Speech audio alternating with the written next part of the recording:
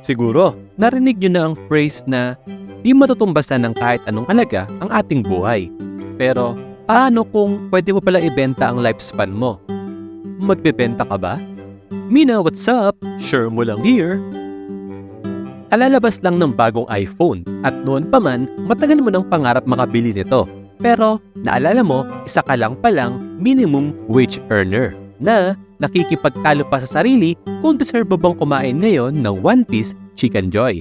Sa'yo pa lang, kulang na ang sweldo mo. In short, wala kang pera.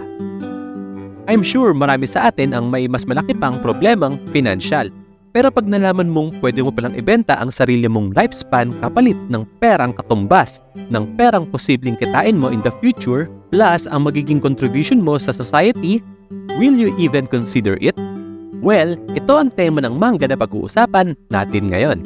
Ito ang manga na 3 Days of Happiness, hango sa nobela ni Sugaru Miyake. Ito ay kwento tungkol kay Kunosaki, isang 20 years old na lalaking sobrang broke, to the point na kinailangan na niyang ibenta ang mga gamit na mahalaga sa kanya para magkaroon ng konting pera. Enough siguro, pambili ng Chicken Joy. Binenta niya ang kanyang mga CD at mga libro. Sobrang mahalaga ito para sa kanya. Pero dahil desperado na siya, kailangan niya itong i-let go. Unfortunately, sobrang baba lang ng resale value ng mga gamit niyang yon. Bago siya umalis, sinabi sa kanya na kung kailangan niya ng pera, bakit di niya subukan ibenta yung lifespan niya? May alam daw siyang lugar na bumibili nito. Sinubukan niyang itong puntahan. Then nalaman niya, mabubuhay pa siya for 30 years and 3 months. Okay, currently 20 years old na siya. So, he'll die probably around 50 ganun. So, how much is it worth? Yes, 100,000 pesos. To give you a perspective, tumbas lang siya ng 4 na standee ni Chares Kurogane na worth 25,000 ang isa. Ito pa ang comparison. Lumalagay na worth 3,000 pesos lang ang worth ng buhay niya per year.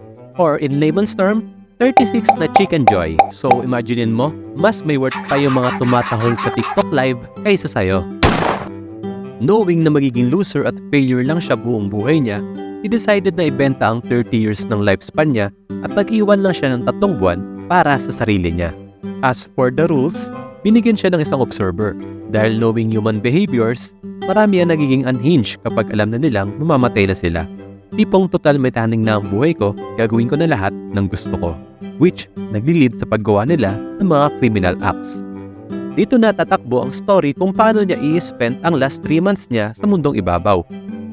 Kung may mapupulot ka dito sa 3 Days of Happiness, ito ay ang worth mo ay hindi lang nakabase sa monetary value o ilang Chicken Joy ang kaya mong bilhin. It's all about how you touch and bring happiness sa ibang tao.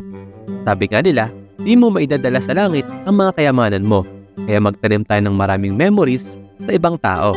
Kasi, the day we truly die is when everybody fails to remember we existed. So that's it, Mina. Nag-enjoy ka ba sa video? If oo, give me a thumbs up. Tingin nyo, magkano ang worth ng lifespan nyo? Comment your answers. Again, this is Share Mo Lang.